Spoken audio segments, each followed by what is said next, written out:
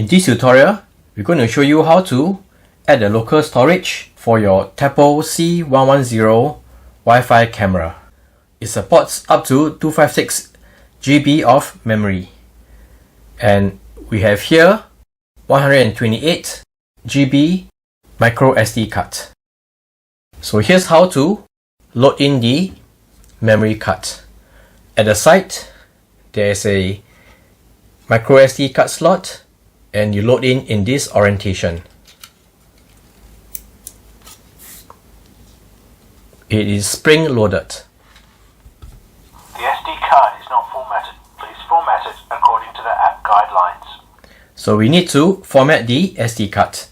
So from our app, we need to initialize the SD card.